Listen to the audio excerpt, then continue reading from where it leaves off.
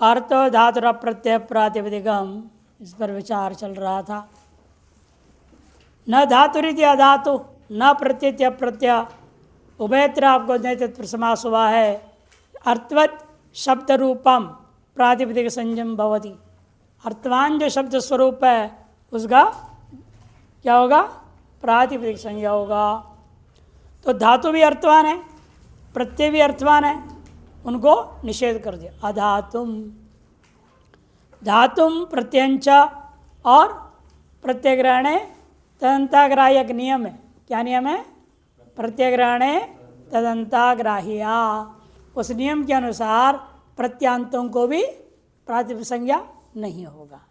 ये तो क्या बताया था मैंने कल, राम रूप बना दिया आपने, प्रत्यांत है ना, सु आ गया है, रूप बन गया है। प्रत्यांत की प्रातिपदिक संज्ञा करोगे एक और सु आ जाएगा, राम बनेगा, वो भी प्रत्यांत है, उसकी प्रातिपदिक संज्ञा करो, फिर सु आएगा। पता ही नहीं चाहिए कितना करोगे। इसलिए कहा प्रत्यांतम वर्जयित्वा, अनवस्था दोष आएगा। इसी पर विचार करना था, अनवस्था दोष। दोष अनेक प्रकार के होते हैं यद्यपि, लेकिन मुख्य यहाँ पर विचारणीय वर्तमान में है अनवस्था। अनवस्था से पहले क्या होते हैं, ये चौथी सीढ़ी है। आत्माश्रय दोष, अन्योन्याश्रय दोष, चक्रक दोष और अनवस्था दोष, ये चार प्रमुख दोष होता है। आत्माश्रय दोष,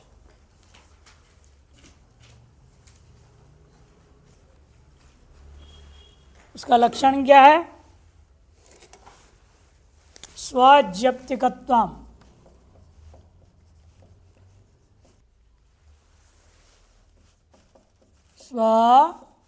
स्वज्यप्तिकत्वम, अन्योन्याश्रय दोष।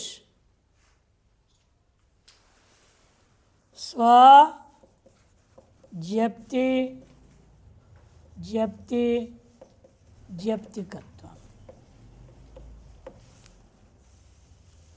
चक्रक दोष, प्रमाण शून्य अनंत अभिनव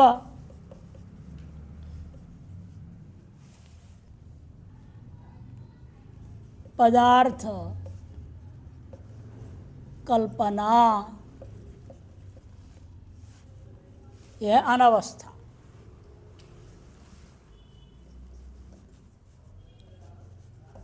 पहले वाला अन्योन्य आत्माश्रय, दूसरे वाला अन्योन्याश्रय, तीसरा चक्रक, चौथा अनवस्था।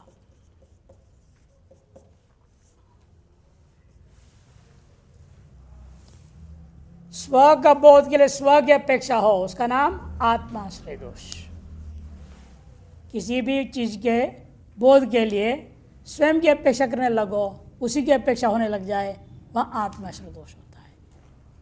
एक का बोध के लिए दूसरे का बोध के लिए पहले का अपेक्षा हो जाए, अन्योन्याश्रय दोष। स्व माने एक का, स्वयं का बोध के लिए स्वयं की अपेक्षा, जप्ति मैंने ज्ञान की अपेक्षा हो जाए, स्व का बोध के लिए स्व की अपेक्षा करने लग गए, आत्माश्रय। और स्व का बोध के लिए दूसरे का, और दूसरे का बोध के लिए पहले का ही लेंगे हम, दूसरी जप्ति से। जैसे आपका प्रसिद्ध है, आपका हलंत्यम सूत्र है, पढ़ते हैं ना, हलंत्यम सूत्र पढ़े हैं, रटे हुए हैं। तो हलंत्यम में क्या होता है?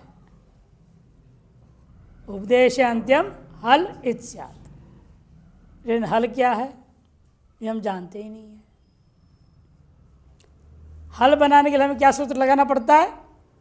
आदरंत्यन संहिता, है कि नहीं? आदरंत्य संहिता हा से लग करोगे, अंतित मालूम होगा ना। अंतित कौन है वहाँ हल में? ल। ल किस संज्ञा कौन करेगा? हल अंत्यम, है ये नहीं?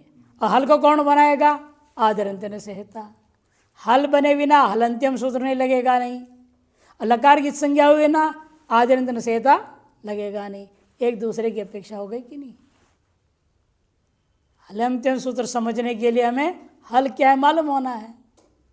हल क्या है मालूम तब होएगा जब आदरंत्यन संहिता से हम हल बनाएंगे। आदरंत्यन संहिता से हल तब बनेगा जब लकार की पहले आप संज्ञा करो हल अंत्यम से। समझ में आ रही? लकार की संज्ञा नहीं हुई, हल बनेगा क्या? आदरंत्यन संहिता बनाएगा।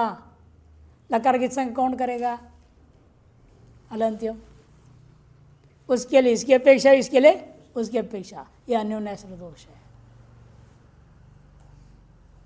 एक के लिए दूसरा, दूसरे के लिए तीसरा, तीसरे फिर पहले को अपेक्षा करने लग जाए। पहले के लिए दूसरा ली, दूसरे के लिए तीसरा ली, तीसरे लिए पुनः पहले को ही अपेक्षा करने लग जाए, उसका नाम चक्रक दोष होता है। व्याकरण में प्रसिद्ध नहीं है, दर्शन शास्त्रों में। आत्माश्रय भी व्याकरण में प्रसिद्ध है, ये प्रसिद्ध है अन्योन्याश्रय दोष और अनवस्था दोष। अभी जैसे आया है, यदि प्रत्यांतों को भी आप प्रातिसंज्ञा करोगे अनवस्था हो जाएगी। प्रमाण शून्य अनंत अभिनव पदार्थ कल्पना, इसके लिए वाह, उसके लिए वाह, उसके लिए वाह, उसके लिए वाह, उसके लिए वाह कर चलते ही रहेगा, अंत है ही नहीं उसकी। अनंत नए नए कल्पना करते जाओ, उसका अनवस्था दोष कहा जाता है। शास्त्रों में प्रमुख रूप में 4 प्रकार के दोष आया करेगा। वर्तमान में आपको हलंत्यम के लिए अन्योन्याश्रय दोष है और अनवस्था के वर्तमान दृष्टांत है। इस अनवस्था दोष को दूर करने के लिए हमें क्या करना पड़े? यहाँ प्रत्यांतम वर्जयित्वा कर दिया। प्रत्यय का भी प्रासंज्ञा नहीं होगा, प्रत्यांतों का भी प्रातिसंज्ञा नहीं होगा और धातु का तो नहीं होगा ही, ये बात का दृष्टांत है। प्रासंज्ञा करने का पुरुषः, दिक्तः, कपित्तः, कुंडम, पीठम, गौरी, रमा, ये सब ले सकते हैं। जितने भी पद है सुबंत, सबका पहले प्रातिपदिक संज्ञा होता है। इसलिए पुरुष शब्द का हमने क्या किया? पहले पुरुष शब्द का अर्थ जानते हैं क्या है? पुरुष शब्द का अर्थ, आप पुरुष है ना, तो फिर आप पुरुष कहे कि पुरुष शब्द का अर्थ ही आपको पता नहीं है और आप पुरुष हैं।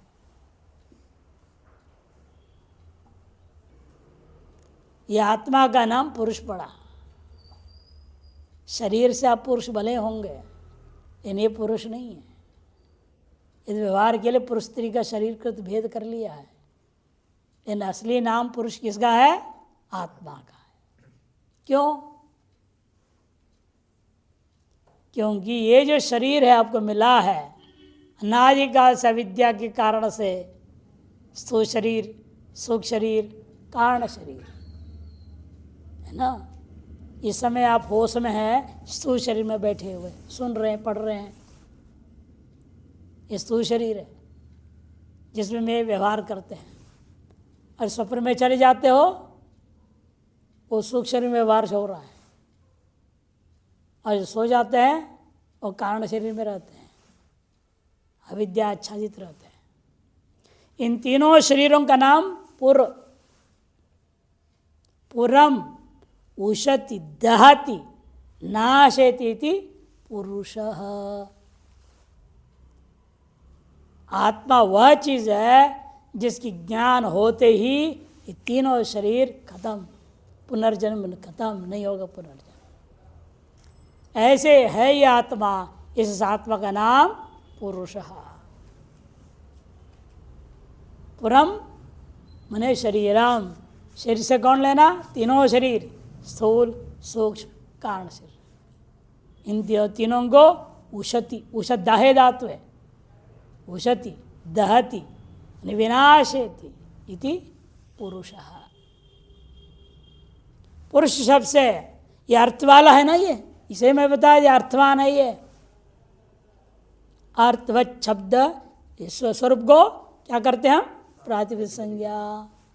अर्थ धातु प्रत्यय प्रातिपदिकम सूत्र से पुरुष शब्द का प्रातिपदिक संज्ञा हो गया। प्रातिपदिक संज्ञा करने का फल क्या है?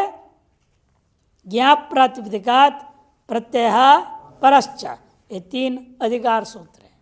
ज्ञाप प्रातिपदिकात, ज्ञंत आबंत और प्रातिपदिकों से परे क्या आएगा? प्रत्यय आएगा। कहाँ बैठेगा वो? परः, पर बैठेगा। तो कौन सा प्रत्यय आएगा यहाँ प्रातिपदिकों से? स्वजस्भ्याम विस्गेभ्याम व्यस्गस्भ्याम, है ना? ये सूत्र सब आएंगे, 21 प्रत्यय आने लगेगा। पुरुष शब्द से जैसे प्रातिपदिक संज्ञा हो जाता है, ज्ञाप प्रत्यय के आधार पर तुरंत 21 प्रत्यय इकट्ठे आएंगे। 21 प्रत्यय इकट्ठे आने का नाम क्या है? किस न्याय से आता है? खले कपोतन न्याय। क्या बोलते हैं? खले कपोतन न्याय। क्या ये खले कपोतन न्याय? खल कहते किसको? खलिहान को। खलिहान जानते हैं? नहीं जानते। जहाँ खेती में जब फसल काटते हैं ना, सब ढेर लगाते हैं एक जगह, फिर वहाँ ईंट का, सीमेंट का या किसी चीज़ का, गारे का बना देते हैं, उस पर उसको बिछाते हैं, फिर बैल चलाते हैं उस पर, और तब वो धान अलग हो जाता है, गेहूँ अलग हो जाता है। फिर एक होता है पंजी, यूँ करके उसे हटाएंगे, गेहूँ अलग, वो कबाड़ अलग हो जाता है। आजकल तो मशीन आ गया है, मशीन में डाल देते हैं। नहीं, पहले मशीन नहीं था, तो वो जगह जहाँ पर उसको बिछा करके बैल चला करके अलग किया जाता है, उस जगह का नाम खलिहान, हिंदी में। संस्कृत में खला। खले कपोत मने कबूतर। जैसे खलिहान में कबूतर आते हैं, वैसे सारे प्रत्यय आते हैं। खलिहान में कबूतर कैसे आते हैं? वृद्धा युवान शिशव कपोता। बूढ़ा है, जवान है, बच्चा है, जितने भी कबूतर है एक साथ झटितियाँ तो ठुर करके टक टक टक टक खाने लगते हैं। आपने यार कर दिया, सब एक साथ उड़ जाते हैं। यानी कि पहले बच्चे उड़ जाएंगे, या जवान पहले उड़ेंगे, फिर बुढ़े उड़ेंगे, बाद में बच्चे उड़ेंगे। सारे कबूतर एक साथ आना, एक साथ जाना। वृद्धा युवाना शिशव कपोथा यथा युगपत् खले पतंती। यथा युगपत् खले पतंती तथैव प्रत्ययाः। उसी प्रकार सब प्रत्यय इकट्ठे आ जाते हैं। खले पतन न्याय से 21 प्रत्यय आए। तब अब क्या करेंगे? 21 प्रत्यय आ गए तो तब क्या? नहीं, हमें प्रथमा का एकत्व विवक्षा कर रहे हैं। कर्तृगत एकत्व विवक्षा करूंगा तो क्या होगा? केवल एक प्रत्यय सु आएगा। कर्तृगत द्वित्व की विवक्षा करोगे तो औ आएगा। कर्तृगत बहुत विवक्षा करोगे तो जस आएगा। इस प्रकार से अब हमने यहाँ क्या लाया है? कर्तृगत एकत्व विवक्षा किया आपने। इसे प्रथमा का एक वचन जिसका नाम है वो सु प्रत्यय आया। पुरुष धन सु। सु के सकार को सज स्वरू से रू हुआ। रू का रेफ को विरामो अवसानम, पहले पढ़े हैं, अवसान संज्ञा हुई। अवसान संज्ञा होने से खरवसान और सजने से विसर्ग हो गया, पुरुष बना। एवमेव डित्थ। डित्था मने, डित्था किसको बोलते हैं? इसका अर्थ क्या है? लकड़ी का खिलौना हाथी। लकड़ी के बनते हैं ना खिलौने हाथी, उसको संस्कृत में डित्था। ये भी अर्थवान है, अर्थवत शब्द स्वरूप है, अतः इसका प्रभ संज्ञा होगा। यहाँ भी वही प्रक्रिया से सोलाओगे, औलाओगे, डित्था डित्थो डित्थाहा। और तीसरा दृष्टांत दिया कपित्ता। कपित्ता का इन्होंने एक अलग अर्थ किया है, कपि जिससे बैठता है उसका नाम कपित्थ कर दिया, कपि का बटक्स जिस पर बैठता है, यह अर्थ किया। लेकिन वास्तव में इस अर्थ में रूढ़ नहीं है। कपित्त शब्द है फल अर्थ में, कपित्त जम्बो फल चारो भक्षणम, है ना, गणेश जी का स्तुति में आता है कपित्त जम्बू फल, कपित्त फल, जम्बू फल, इसे बड़े प्रेम से भगवान गणेश जी खाते हैं, उनके लिए प्रिय है वो, इसे फलवाचक है।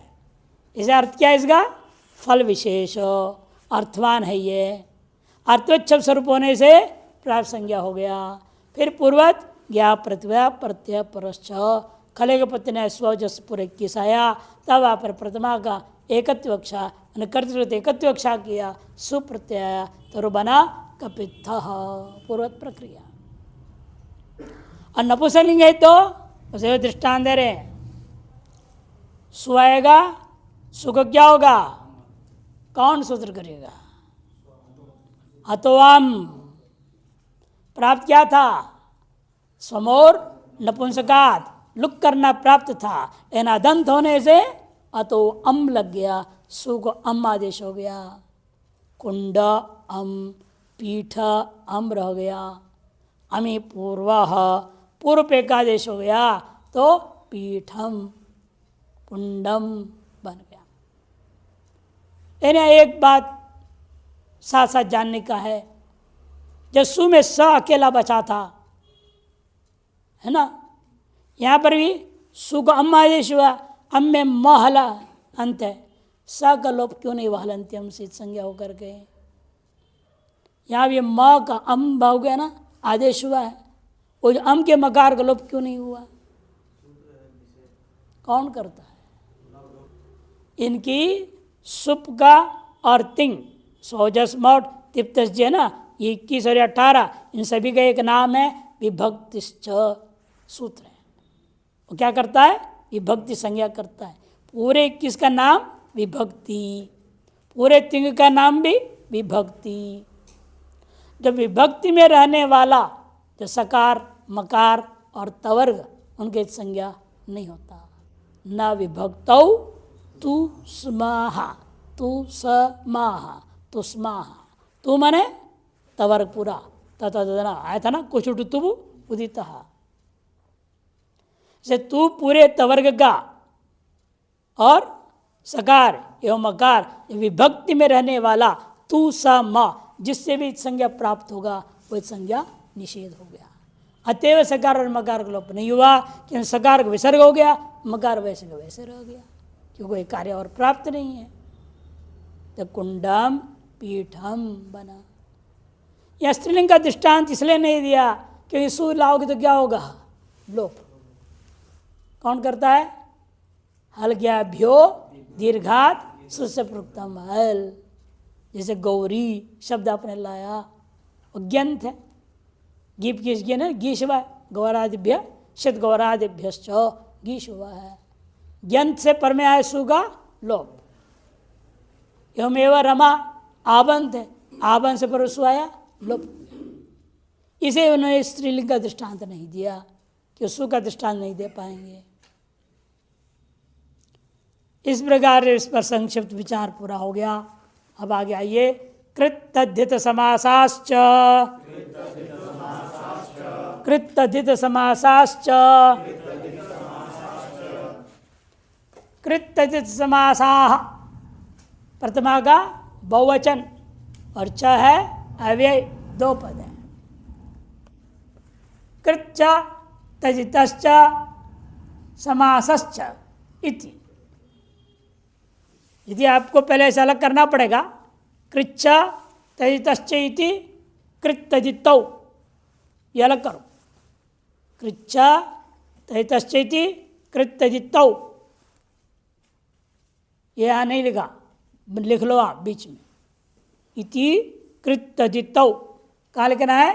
तजितश्च के बाद चिन्ह देकर ऊपर लिखो, कृच्च तजितश्च, नीचे एक चिन्ह दे दो और ऊपर लिखो इति कृत तजितौ।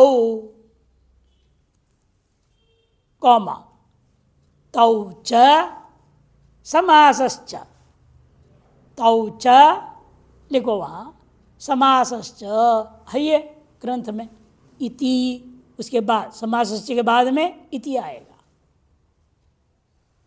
पहले तस्य बाद क्या आया था? इति कृतद्धितौ कौमा तौ च, इतना लिखने के बाद मूल में है समासश्च, छपी है, उच्च के बाद लिखो इति, समासश्च के बाद इति लिखो। इति कृत्य समासाः इतरेतर योग द्वंद्व समास हुआ। पहले इन दोनों के बीच में कृच्चा तैतश्च में इतरेतर समास हुआ, फिर कृत्य तो बना तौ च समासश्च इति, फिर इतरेतर द्वंद्व गर्भित इतरेतर का द्वंद्व करना पड़ा। क्यों ऐसे कर रहे हैं आप? क्यों करना पड़ता है? कि कृत और तदित क्या है? प्रत्यय है। प्रत्यय ग्रहणे तदंत ग्रहणम, तदंत होगा ना, कृदंत तयितांत। यदि हम सीधे कर देते जैसे इन्होंने लिख दिया कृच्चा तस्जा समासश्च, फिर सभी में अंत जुड़ेगा, कृदंत तयितांत समासांतर निकल जाएगा, अनिष्ट हो जाएगा। इसलिए हमें कृत और तैत को अलग समास कर दो, वहां तयंत विधि लागू हो जाएगा। और कृदंत तयितांत और समास अलग ले लो, इसका क्या होगा? प्रातिपदिक संज्ञा हो जाएगा। आगे वृत्ति तो ठीक लिख रहे हैं, अर्थ प्रातिपदिक का अनुवृत्ति है, प्रातिपदिकम का अनुवृत्ति है। यहाँ कृत प्रत्यांत, देखो कृत प्रत्यांता तैत प्रत्यांता समासश्च, यहाँ अंत नहीं जोड़ेगा ना, इसे उसको अलग करना पड़ता है। कृत प्रत्यांता तैत प्रत्यांता समासाश्च प्रातिपदिक संज्ञका भवन्ति। उनका क्या होता है? प्रातिपदिक संज्ञा हो जाता है। उदाहरण से देख लीजिए, पहले कृदंत का दृष्टांत दे रहे हैं, कारक हारक, कर्ता हर्ता, एक ही धातु लिए, डुक्री करणे धातु, क्या है? डुक्री करणे, डुक्री करणे धातु, और हरि हरणे, डुक्री।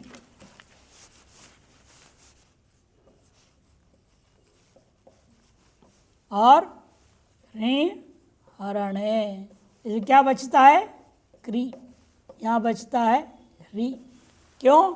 यों की संज्ञा कौन करेगा?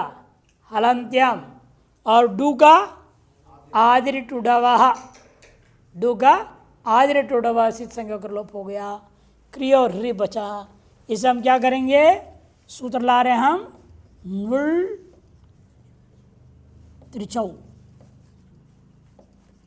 ये सूत्र से। ये कब लगेगा? पहले इसको क्या करना पड़ता है? क्री से क्री की धातु संज्ञा करनी पड़ती है। कौन करेगा? भुवाद्यो धातवः, धा संज्ञा किया तो धातु के अधिकार में ये सूत्र कहता है धातु से पर में प्रत्यय हो। क्या इसलिए हुआ? नुड़ में क्या बचेगा? ऊ, और यहाँ भी ऊ आया एक पक्ष में, और दूसरे पक्ष में त्रि, त्रिच का त्रि बचेगा। नुड़ में ऊ, अंतर क्या है? ऊ में नित्य होने से क्री को वृद्धि होगा, अचो इनीति, वृद्धि होगा तो क्या होगा? आवृत्ति कैसे होगा? वो भी उरंड्र परहा, तो क्या बनता है तब? कार। और वो को क्या आदेश होता है? अकादेश। कौन सूत्र करेगा? युवोरनाको।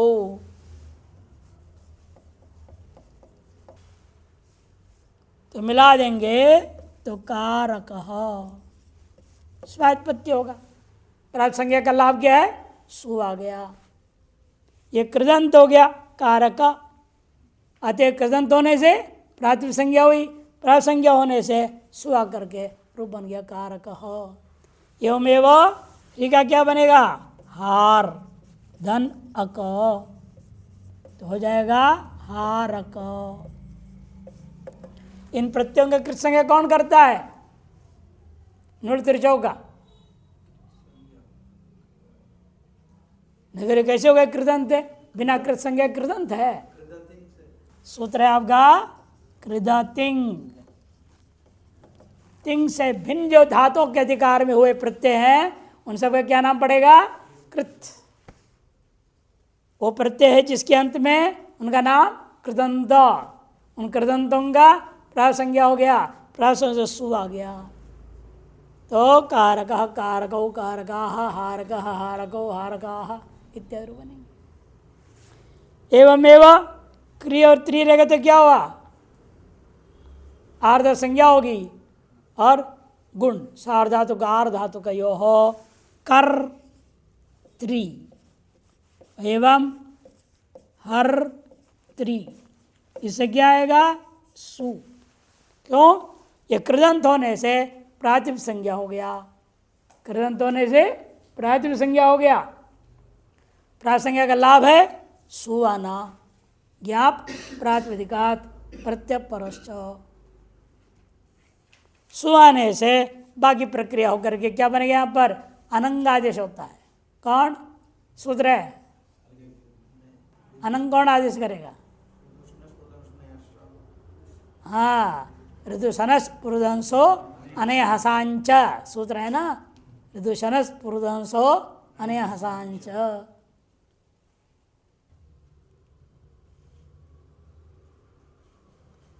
तो कर्ता क्या लगा? ऋतुशनस पुरुधंसो अनय हसांच, अनंग कर देता है।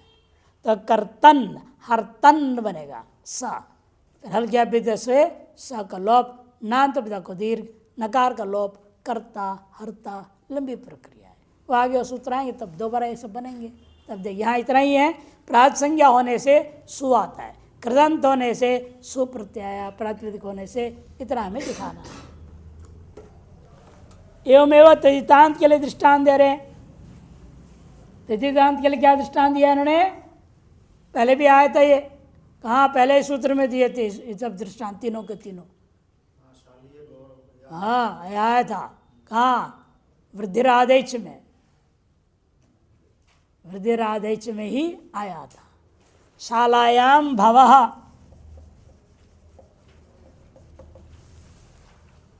और उपगोरपत्यम,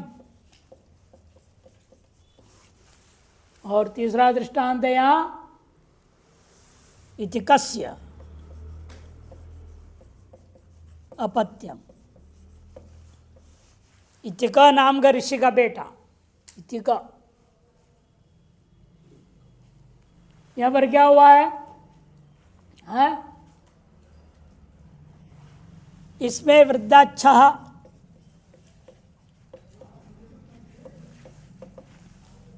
और उपगर अपत्यम में प्राग दिवितिप्योण।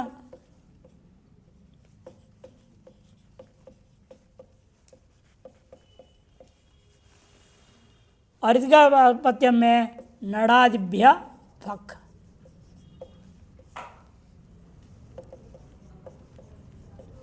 ये सूत्र है। तो कैसे बनता है यहां प्रक्रिया में?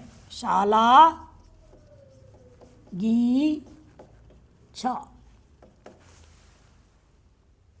इसकी क्या हो गई? तैतांत होने से प्रातिपदिक संज्ञा हो गया। प्रातिपदिक संज्ञा उनका लाभ क्या है? गी का लोप। सुपो धातु प्रातिपदिकयो हो। यदि तैतांत की प्रासंज्ञा न होता गी का लोप नहीं होगा, और आगे सुआधिकारी होने वो भी नहीं होगा। तैतांत होने से प्रातिपदिक संज्ञा हुआ, प्रातिपदिक संज्ञा होने से सु का बीच में जो गी था उसका लोप हो गया। तो बचा क्या? शाला छ को आदेश हो जाएगा य, आ का लोप शालीय। पुनः प्रासंज्ञा करूंगा एक देश विकृतम अनन्यवत। न्याय क्या है? एक देश विकृतम अनन्यवत। ये ऐसा जो था ऐसा हो गया, विकृत हो गया। एक देश विकृत हो जाए तो इसको भिन्न नहीं माना जाता। कौन सा न्याय है?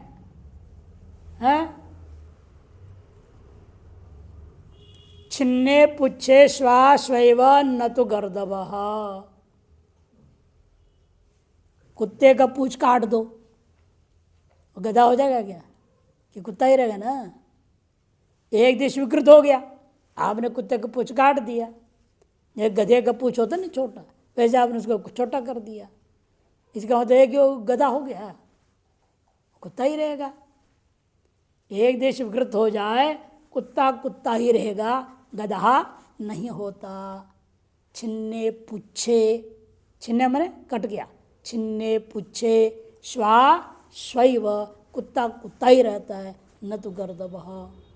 एवमेव यहाँ पर भी शालांगी इच्छा, वह शालीय होने पर भी वही है, ये अलग नहीं है। अतएव ये भी तजितांत है। या तजित प्रत्यय अलग था, तजित प्रत्यय अलग था, तजितांत कहते थे। अब मिल घुल के एक हो गया है, तब भी वो वही कहा जाएगा। अतएव की प्रासंज्ञा बना रहेगा, प्रासंज्ञा बना रहेगा तो सु आएगा। शालीय, शाला किसको कहते हैं? कमरा। नहीं नहीं नहीं, स्कूल नहीं, वो पाठशाला बोलना पड़ेगा तो स्कूल। शाला किसी एक कमरा है, इसको शाला कहेंगे। वो भी एक कमरा है, वो भी एक शाला है, वो छोटा है बड़ा।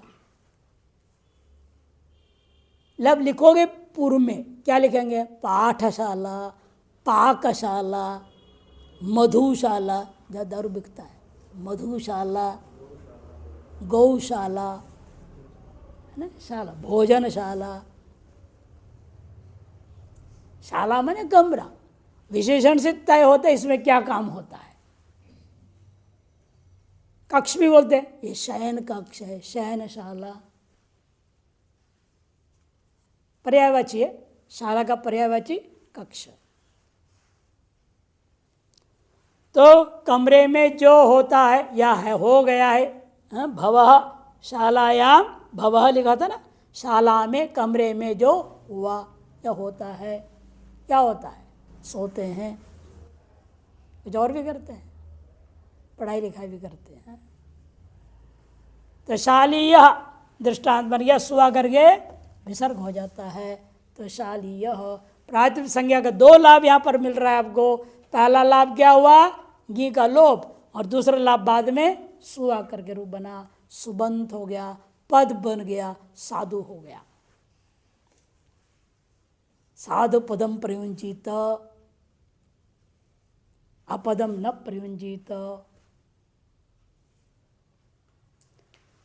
जो सुप्ति में पद संज्ञा होता है तब एवमेव। अब इसमें आइएगा, यहाँ भी क्या है? उपगोरपत्यम ने उपगु ngस, अण का अ बचा है, अण है। अण की तद्धित संज्ञा है कि तद्धिता के अधिकार में वित प्रत्यय होने से उस प्रत्यय का नाम क्या है? तद्धित। जैसे कृतिंग से कृत्वा था धातु के अधिकार में, तद्धिता के अधिकार में वो क्या होता है? सुबंतों से ही प्रत्यय होता है। तद्धिता, तद्धिता का अर्थ क्या होता है? तस्मई हिताहा। तस्मै ने कस्मई, जो पूर्व में यदि सुबंत प्रक्रिया हो चुकी है, उन सुबंतों का हित में आगे प्रत्यय कहा जा रहा है, तद्धिता का अधिकार चलता है। तस्मै हिता, तस्मै मैंने सुबंताय हिताहा, सुबंतेभ्यो हिताहा, इति तद्धिताहा। इसे इसका तद्धित संज्ञा है, अतः क्या हो जाएगा? तजितांत हो गया। तजितांत होने से कृत समास से क्या करेगा? प्रातिपदिक संज्ञा कर दिया। प्रातिपदिक संज्ञा करने का क्या लाभ होगा?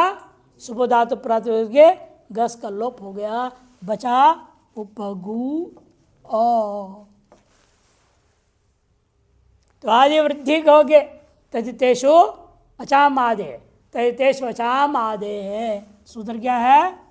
तजितेषु अचाम आदे है। इसे क्या होगा? वृद्धि, औपगु बना। क्या बनेगा? औपगु।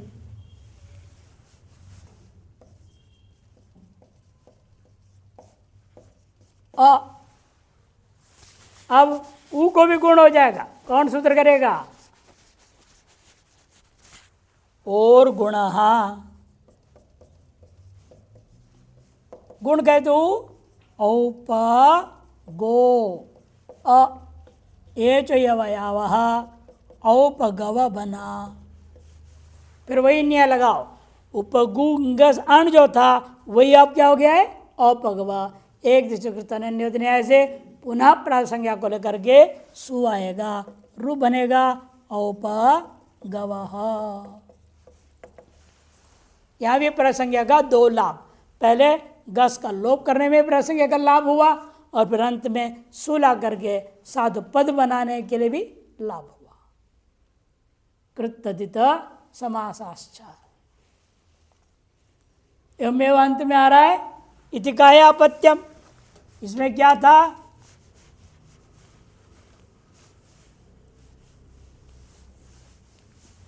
इतिका, इतिका गस, और यहां पर क्या है? फक प्रत्यय।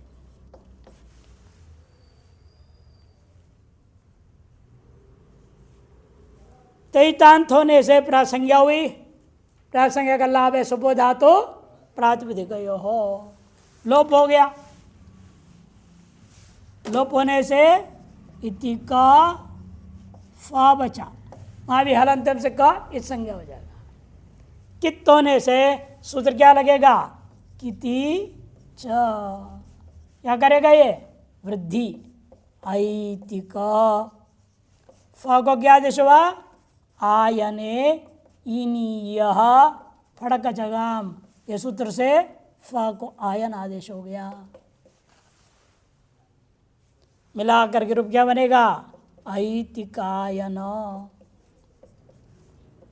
पुनः प्रासंज्ञा एक देश विकृत होने पर हुआ तो सु आएगा, वृत्ति सर्ग होकर के ऐतिकायन ये रूप बना। यहां भी प्रासंज्ञा का दो लाभ हो गया। समास का दृष्टांत रह गया, तो ये भी वही हो चुका है। पहले राजपुरुष कल ही पढ़े थे ना, राजपुरुष राज्य पुरुष इति राजपुरुष। पहले एक विभक्ति चापुर निपाते में सबका एक एक दृष्टांत दिया था ना, सभी समासों का।